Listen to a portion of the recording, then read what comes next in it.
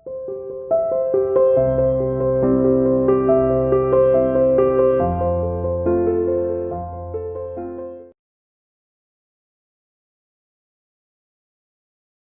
Morning student, welcome to CR international school online classes. बच्चों, आज हम 12वीं कक्षा का भक्तिन पाठ पढ़ रहे हैं और इससे पहले जो वीडियो जा चुके हैं उसमें हमने लगभग अपना आधा पाठ पूरा कर लिया है। तो हमने इस पाठ में यहाँ तक पढ़ लिया था कि लेखिका जो है महादेवी वर्मा, उन पर के पास जब भक्तिन आती है तो वो किस तरह से उसका सेवा भाव करती है और किस तरह से पूरी तरह से समर्पित होकर सेवा में रहती है। और ये भी मानती है कि मतलब जो और भी जो सेवक होते हैं वो इतना ध्यान नहीं रखते, वो पूरा अधिकार जताती है कि नहीं, मैं ही सबसे ज़्यादा ख्याल रखती हूँ। जब महादेव वर्मा ने कहा कि नहीं, जितने भी मेरे सेवक हैं वो सब अपनी पढ़ाई लिखाई का काम करके अब अंगूठा नहीं रखेंगे, सिर्फ साइन करके वो अपनी हाजिरी लगाया करेंगे। तो भक्तिन ने जब ये सुना तो उसे बड़ा मतलब अचंभा लगा कि मैं कैसे कर पाऊँ, क्योंकि मैं तो अनपढ़ हूँ। और वो जब और लोग पढ़ने बैठते थे तो वो पूरा अधिकार दिखाती थी और ये भी कहती थी कि मतलब तुम कुछ नहीं करते हो, काम में हाथ नहीं बटाते, मेरी जो मालकिन है वो सारा दिन लिखती पढ़ती रहती है और तुम उसकी मदद नहीं कर सकते, मैं तो अनपढ़ हूँ वरना मैं कर देती। यानी इस तरह से जताती है कि तुम कुछ नहीं करते हो, मैं बहुत कुछ करती हूँ। और मैं बहुत कुछ करती हूँ किस तरह से दिखाती है कि कभी कलम उठा कर रख दी, कभी शाई उठा कर रख दी, हालांकि वो टेबल पर ही बिखरी होती है, क्योंकि महादेव वर्मा जो है वो लिखने पढ़ने का काम करती है। लिखने पढ़ने वाले की कॉपी किताबें ऐसे बिखरी रहती हैं, लेकिन लगता है भक्तिन को नहीं, मुझे समेट कर रख देनी चाहिए। ठीक है, वो खुद आंचल से कभी उसे झाड़ती है, कभी उसे पूंछती है और उसे उठाकर रखती है। और इस तरह से वो कहती है कि मेरे यहाँ पर जितने भी मतलब पशु पक्षी हैं, जैसे उसने बताया कि मेरी हिरणी है, उसका नाम सोना है, और जो कुत्ता है उसका नाम बसंत है, और बिल्ली जो है गोधूली है। कहती है ये जब सब सो जाते हैं रात को, तो भी ये सब सो जाने के बाद छात्रावास की लाइट बंद हो जाती है, उसके बाद कहते हैं फिर भी भक्तिन सोती नहीं है, वो दरवाजे की चौखट पर बैठी रहती है और ऊँगती भी नहीं है। ऊँगती का मतलब झपकी लेना, कहते झपकी भी नहीं लेती है वो। क्यों? उसे लगता है कि जैसे ही मेरी नज़र इधर गई टेबल पर तो वो सोचती है कि महादेव वर्मा को कुछ और चाहिए, तो वो उधर जाती है, कागज़ की तरफ जाएगी तो कागज़ उठा के देगी। तो कहते इस तरह से वो पूरा मेरा ख्याल रखती है और सबसे पहले वो उठती है, यानी लेट सोती है और सबसे पहले वो उठ जाती है, क्योंकि उसे मेरा चाय पानी नाश्ता बनाना होता है। अब वो आगे कहती है कि अगर मैं कहीं पर घूमने जाऊँ तो घूमने जाने पर भी भक्तिनी मेरे साथ होती है। क्यों? क्योंकि अगर किसी पहाड़ी इलाके पर जाना हो तो वो मेरे आगे आगे चलेगी और ये कहेगी नहीं, आप आगे मत जाइएगा, पहाड़ी इलाका पहले मैं जाकर देखूं फिर आप जाना। तो इस तरह से वो भ्रमण में भी अर्थात यात्रा में भी महादेव वर्मा के साथ रहती है। अब आगे की जो कहानी है वो हमें किताब से पढ़नी है। चलिए। हाँ जी बेटा, हम पहला पढ़ रहे थे कि जब भ्रमण के लिए महादेव वर्मा जब जाती हैं तो भक्तिन जो है उसके आगे आगे रहती हैं, पहाड़ों पर खास तौर से। अब कहते हैं गाँव में अगर धूल भरी पगडंडी पर मेरे पीछे रहना नहीं भूलती, यानी कि मेरे पीछे पीछे रहेगी। किसी भी समय कहीं भी जाने के लिए प्रस्तुत होते ही मैं भक्तिन की छाया के समान साथ पाती हूँ, यानी कि वो मेरी छाया की तरह मेरे साथ ही रहती है। युद्ध को देश की सीमा में बढ़ते देख, यानी कि देश की सीमा में जब विवाद बढ़ा, युद्ध बढ़ा, तो बढ़ते देखकर जब सब लोग डर के मारे मतलब कांप रहे थे, तब भक्तिन के बेटी और दामाद और उसके नाती को लेकर बुलाने आ पहुंचे, यानी कि उनके पास आए भक्तिन के पास कि तुम हमारे साथ चलो, बेटा बेटी और दामाद। बहुत समझाने बुझाने पर भी वह उनके साथ नहीं जा सके। सबको यह देख आती है, पैसा भेज देती है, पर उनके साथ रहने के लिए मेरा साथ छोड़ना जरूरी हो जाता है। इसलिए भक्तिन को जीवन के अंत तक स्वीकार न होगा, लेकिन वो मुझे छोड़ना नहीं चाहती और ना ही उसको अपने जीवन में ये स्वीकार है कि वो मुझे छोड़कर जाए। पिछले वर्ष युद्ध के भूत ने वीरता के स्थान पर पलायन प्रवृत्ति जगा दी। कहते वह युद्ध से डरती नहीं थी, लेकिन फिर भी युद्ध के डर मतलब युद्ध के भूत ने, यानी कि जब चारों तरफ युद्ध हो रहा था तब वैसे तो वो वीर थी भक्तिन, यानी निडर थी, लेकिन फिर भी वो चाहती थी कि हम यहाँ से कहीं और चले जाएं, क्योंकि चारों तरफ क्या है, युद्ध हो रहा है। तब भक्तिन पहली बार सेवक की विनीत भाव में मुद्रा के साथ मुझे गांव चलने का अनुरोध करने आई कि चलिए आप मेरे गांव चलिए, यहाँ पर हम सुरक्षित नहीं हैं क्योंकि युद्ध हो रहा है चारों तरफ, ठीक है, तो आप हमारे गांव चलिए, गांव में हम सुरक्षित रहेंगे। वह लकड़ी रखने की मचान पर नई धोती बिछाकर मेरे कपड़े रख देगी। अब लेखिका ने कहा होगा कि मतलब वहाँ तो मेरा लिखने पढ़ने का काम नहीं हो पाएगा, कैसे करूँगी। तब लेखिका को भक्तिन ने बताया कि जो मचान होता है ऊंचा हिस्सा, जैसे आपने खेतों में हम लोग चार चापाई लगाकर उस पर छान बना लेते हैं और फिर उसे आराम से बिस्तर बिछाकर सो सकते हैं। तो इसी तरह कहते हैं ऊंची मचान पर नई धोती बिछाकर मैं आपके कपड़े रख दिया करूंगी और दीवार में कीले गाड़ कर उस पर तख्ता लगाकर आपकी किताबें सजा दूंगी। धान के पुलाव का मतलब जो धान निकालने के बाद जो खाली पूलियां बच जाती हैं, खाली जो चारा सा बच जाता है, उसको गदम बनाकर उस पर अपना कंबल बिछाकर आपके सोने की व्यवस्था कर दूंगी। यानी कि इस तरह से आपको कोई कष्ट नहीं होने दूंगी, आप मेरे साथ गांव चलिए। मेरे रंग शाही आदि को नई हांडियों में सजोकर, यानी नए नए घर में मटके होते हैं मिट्टी के, तो कहते हैं उसमें मैं सजा कर रख दूंगी। कागज पन्नों को मैं छीके पर यथाविधि एकत्रित करके रख दूंगी। यानी छीका का मतलब ऐसा स्थान जो मतलब किसी जीव जंतु के हाथ ना लगे, पशु पक्षी के हाथ ना लगे। ठीक है, जैसे आपने देखा होगा गाँव में छीके पर रोटियां रखते थे। खासतौर से आपने कन्हैया के माखन चोर की जो आदतें देखी होंगी उसमें आपने पाया होगा छीका, जिस पर मक्खन रखा रहता है ऊंचाई पर। मेरे पास वहाँ जाकर रहने के लिए रुपया नहीं है। यानी कि जब भगतिन ने कहा कि आप मेरे साथ गांव चलो, तो लेखिका ने कहा कि नहीं, मेरे पास पैसे नहीं है। यह मैंने भगतिन के प्रस्ताव को अवकाश न देने के लिए कहा था। यानी कि तुम जो हो, मैं तुम्हें अवकाश दे सकती हूँ लेकिन मैं नहीं जा सकती। पर उसके परिणाम ने मुझे विस्मित कर दिया। कहते लेकिन जैसे ही मैंने उससे कहा, लेकिन उसका तो रिजल्ट उल्टा हो गया। क्या? भगतिन ने परम रहस्य का उद्घाटन, या सबसे बड़ा जो राज था वो उसने बताते हुए मुद्रा बनाकर अपना पोपला मुंह मेरे कान के पास लाकर धीरे से बताया कि मेरे पास 5 बीसी 5 रुपया गड़ा रखा है। अर्थात जो मेरे पैसे इधर उधर उठा के रखती थी उनमें से मेरे पास 5 बीसी और 5 रुपया है। उसी से यह सब प्रबंध हो जाएगा। फिर लड़ाई तो कौन सी अमरोती खाकर आई नहीं है। यानी कि अमरोती खाकर आने का मतलब है कि हमेशा तो रहेगी नहीं। ठीक है, जब सब ठीक हो जाएगा तब हम गांव से वापस आ जाएंगे। भगतिन की कंजूसी के प्राण पूंजीभूत होते होते पर्वतकार बन गए। यानी कि जो भगतिन के कंजूसपन का जो मैं प्रमाण दिया करती थी, कहते वो तो पर्वत बनकर निकली। परंतु इस उदारता के डायनामाइट ने क्षण भर में उसे उड़ा दिया। लेकिन इस उदारता के भीतर उसने कहा कि नहीं, आप मेरे साथ चलिए और मेरे साथ अच्छा वहां पर रहोगी और उसके बाद हम वापस आ जाएंगे। इतने थोड़े रुपए का कोई महत्व नहीं परंतु रुपए के प्रति भगतिन का अनुराग इतना प्रख्यात हो गया। कहते ये थोड़े से रुपए हमारे लिए काफी नहीं थे, लेकिन भगतिन के द्वारा ये जो पैसे बचाना मेरे लिए परित्याग, मेरे महत्व की सीमा तक पहुंच गया। यानी उसके द्वारा किया गया त्याग मुझे बहुत अच्छा लगा कि उसने मेरी खातिर इतने रुपए, मैं सोचती थी कि वो पैसे इधर उधर मतलब चुरा लेती है, लेकिन उसने पैसे जो हैं चुराए नहीं बल्कि बचा कर रखे हुए थे। भगतिन और मेरे बीच में सेवक और स्वामी का संबंध है वैसे तो, यानी कि वो मेरी सेवा करने वाली है और मैं उसकी मालकिन हूँ। ये कहना कठिन है, कहते मेरे लिए बड़ा मुश्किल है, क्योंकि ऐसा कोई स्वामी नहीं होता जो इच्छा होने पर भी सेवक को अपनी सेवा से हटा सके। यानी मेरी इच्छा है कि मैं उसे हटा दूं, लेकिन वो हटती कहाँ है। और कोई ऐसा सेवक नहीं सुनाई दिया आज तक जो स्वामी के चले जाने का आदेश पाकर अवज्ञा कर दे। यानी कई बार आपने देखा होगा नौकरों को अगर मालिक कह देता है कि चले जाओ यहाँ से, तो वो नाराज होकर चले जाते हैं।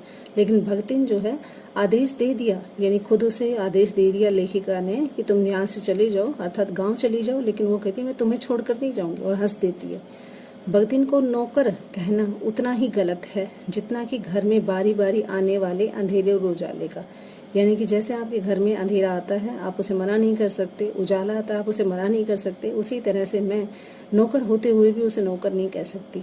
ठीक है, मेरे आंगन में खिलने वाले गुलाब को मैं ये नहीं कह सकती वो ना खिले। आम जो सेवक माना है, यानी कि वो कहती है कि आम को सेवक मानते हैं, उसी तरह से जिस प्रकार एक अस्तित्व बनाए रखते हैं। घर में अंधेरा, उजाला, फूल, आम घर में आते जाते रहते हैं, उसी तरह से सेविका के रूप में भक्ति भी मेरे पास आती जाती रहती थी, जिसे सार्थकता देने के लिए ही हमें सुख दुख देते हैं। अगर वो सही सार्थक दें, जैसे फूल खिल रहा है, ठीक है, उसके पत्ते भी झड़ेंगे, ठीक है, कभी उसमें बगर भी आएगा, फूल भी झड़ेंगे, लेकिन कहते भगतिन भी ऐसे ही थी, कभी सुख देती थी तो कभी दुख देती थी। उसी प्रकार भगतिन का स्वतंत्र व्यक्तित्व अपने विकास के परिचय के लिए ही मेरे जीवन को घेरे हुए था। यानी उसका जो चरित्र था वो भी ऐसा ही था, और उसका जो चरित्र का विकास है, कहते हैं उसका परिचय अगर मैं कराऊं तो परिचय ये हुआ कि वो मेरे जीवन में पूरी तरह से घुल मिल गई थी और मेरे जीवन को उसने घेर लिया था, चारों तरफ मुझे वही दिखाई देती थी।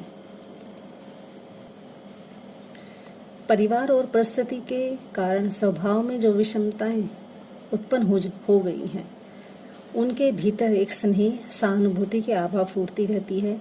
इसी से उसके संपर्क में आने वाले व्यक्ति उसके जीवन की सहज मार्मिकता ही पाते हैं।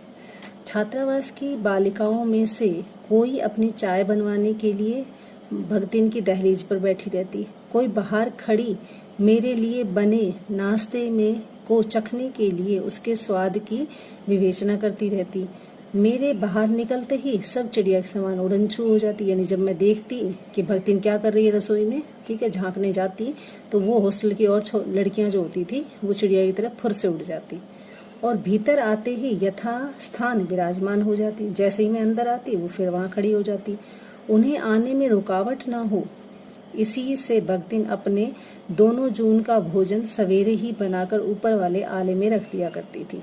खाते समय चौके का एक कोना धोकर पाक छत के सनातन नियम से समझौता कर लेती थी, यानी कि जो लड़कियां वहां पर खाना खाती थी, जो जूठन फैलती थी, उसको वो धो धाकर साफ कर दिया करती थी। आगे लेखिका बताती हैं कि मेरे जितने भी परिचित हैं या मेरे साहित्य मित्र जो होते हैं में से किसी भी से भी भगतिन विशेष परिचित थी, अर्थात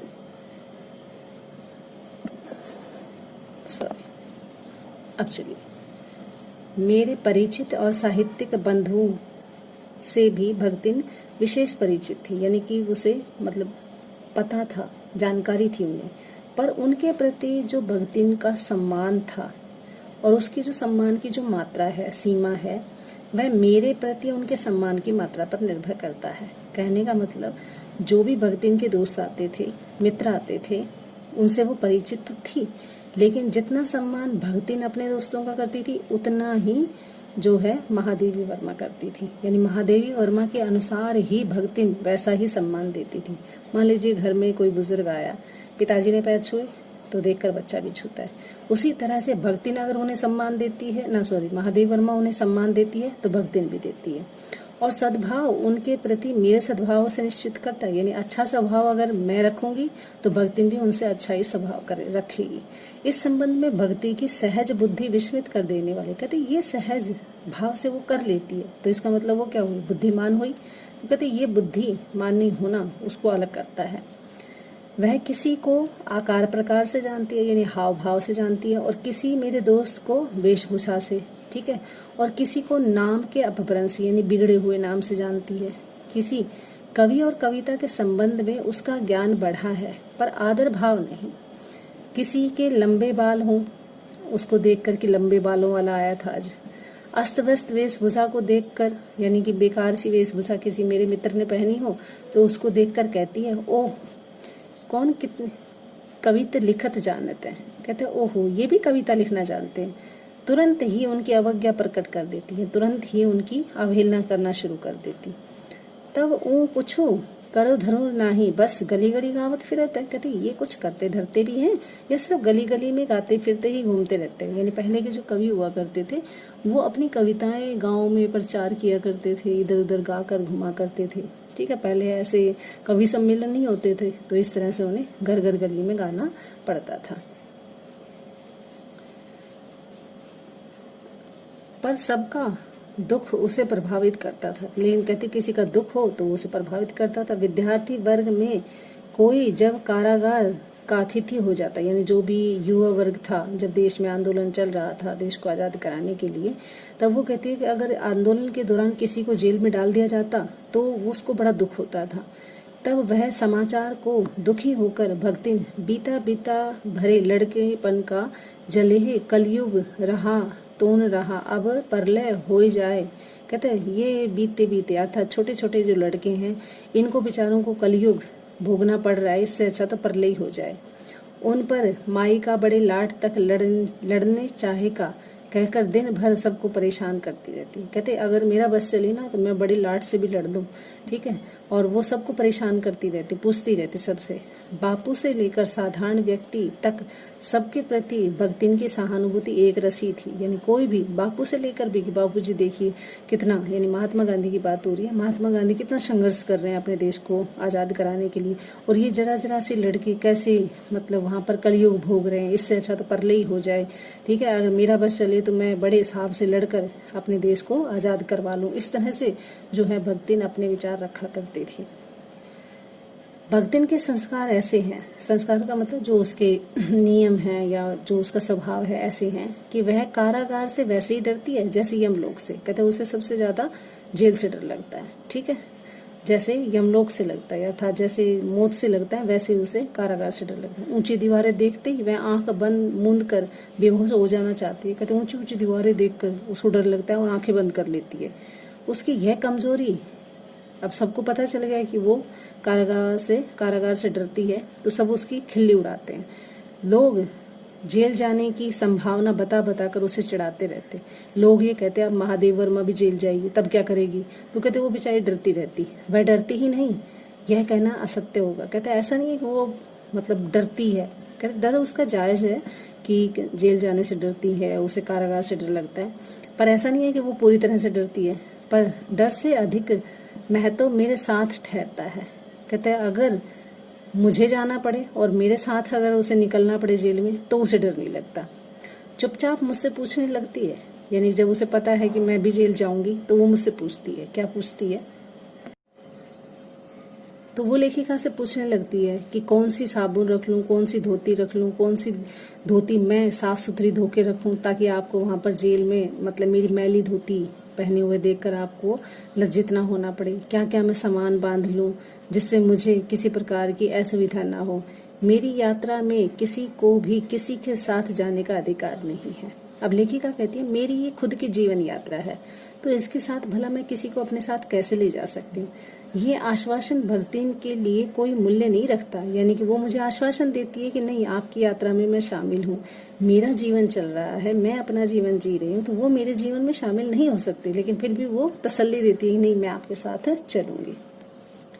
लेखिका कहती है कि वह मेरे साथ न जाने की कल्पना से इतनी प्रसन्न नहीं होती कि मुझे नहीं जाना पड़ेगा, जितनी अपने साथ न जा सकने की आशंका से अपमानित होती है। कहते हैं मैं ना, मेरे साथ ना जाए तो खुश है वो, लेकिन उससे कहीं ज्यादा दुख इस बात का है कि वो मेरे साथ नहीं जा सकती। भला ऐसा अंधेर हो सकता है? कहते ऐसा अंधेरा कैसे हो सकता है कि महादेव वर्मा जहाँ जाए वहाँ भक्ति ना जाए, जहाँ मालिक वहाँ नौकर। कहती थी जहाँ मालिक जाएगा वहाँ नौकर भी होगा। मालिक को लेकर जाकर बंधन देने में इतना अन्याय नहीं है। कहते मालिक को ले जाकर बंद कर देने में इतना अन्याय नहीं है, पर नौकर को अकेले मुक्त छोड़ देने में पहाड़ के बराबर अन्याय है। कहते अगर मैं चली गई तो वो अकेली हो जाएगी और मैं ऐसी नौकरानी को अकेला नहीं छोड़ सकती, ये अन्याय होगा। ऐसा अन्याय होने पर भक्तिन को बड़े लाट तक लड़ना पड़ेगा। कहते ये तो अन्याय कर देंगे, वो मेरी मालकिन जहाँ जाएगी वहां मैं रहूंगी, इसके लिए मुझे बड़े लाट से अर्थात बड़े वकीलों से भी अगर लड़ना पड़ा तो मैं लड़ूंगी। किसी की माई यदि बड़े लाट तक नहीं लड़ी तो ना सही। कहते कोई भी अगर जेल में जा रहा है उसके साथ नहीं जाने देते। यानी कि महादेव वर्मा जेल जा रही है, भक्तिन उसके साथ जाना चाहती है, जबकि आपको पता है कि साथ कोई नहीं जाता जेल में, जिसने मतलब कोई कानून तोड़ा है वही जाता है। लेकिन कहते भक्तिन जो है ये लड़ने के लिए तैयार है। कहते कोई ना लड़ी होगी लेकिन मैं लड़ूंगी। पर भक्तिन का तो बिना लड़े काम ही नहीं चल सकता। क्यों? क्योंकि वो मेरे लिए कुछ भी करने को तैयार है। ऐसे विषम प्रतिद्वंदियों की स्थिति कल्पना में भी दुर्लभ है। कहते ऐसे विषम परिस्थितियों में, मान लीजिए जेल में सिर्फ मैं ही जा सकती हूँ, भक्ति नहीं जा सकती। ये सबको अच्छी तरह से पता है कि जिसने भाई गलत काम किया उसे जेल में डाला जाता है, ठीक है, जिसको उसी को सजा मिलती है, लेकिन वो सजा भुगतने के लिए तैयार है महादेव वर्मा के साथ साथ। कहते हैं ऐसे जीवन में कई बार ऐसे विषय आ जाते हैं। दूसरा विषय बताती है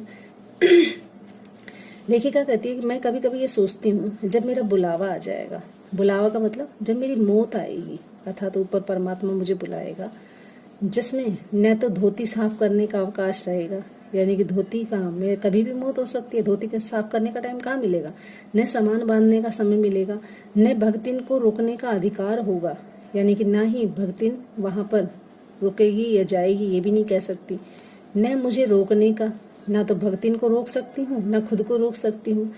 तब चिर विदा के अंतिम क्षणों में, यानी कि हमेशा हमेशा के लिए मैं उससे विदा हो रही होंगी, ऐसे पल में इस देहातिन वृद्धा का क्या होगा, यानी जो मेरी इतनी सेवा करती है। मैं सोचती हूँ मेरे जाने के बाद इसका क्या होगा, मैं क्या करूँगी, यानी कि ये खुद क्या करेगी, यानी क्या करेगी वो और मैं क्या करूँगी, मैं कैसे उसे अकेला छोड़ दूँगी। भक्तिन की कहानी अधूरी है, पर उसे खोकर मैं उसे पूरी नहीं करना चाहती। कहते अभी भी ये कहानी अधूरी है, जब उसने पाठ लिखा है तब तक भक्तिन उसके पास है, लेकिन वो कहती है कि मैं इसे खोकर इसे पूरा नहीं करना चाहती, मैं चाहती हूँ ये और लंबी चले, ठीक है, वो मेरे साथ और सेवा भाव में जुड़ी रहे। इस तरह से उसने, जो महादेवी वर्मा है, उसने अपने जीवन में एक सेविका जो आई हैं उनका पूरा रोल यहाँ पर दिखाया कि किस किस तरह से वो मेरे जीवन में आई, कैसे उसके जीवन का इतिहास रहा और किस तरह से वो मुझे इस तरह से अपनापन बनाने लगी कि मैं उसे अकेला नहीं छोड़ सकती। वो मेरे साथ मेरी छत्र छाया की तरह जुड़ गई, मेरे जीवन की छाया की तरह, परछाई की तरह मेरे साथ रहती थी। कहते ऐसी सेविका को पाकर मैं धन्य हो गई थी। तो आज ये जो पाठ है आपका कंप्लीट हो जाता है। अगले वीडियो में हम पढ़ेंगे अगला पाठ।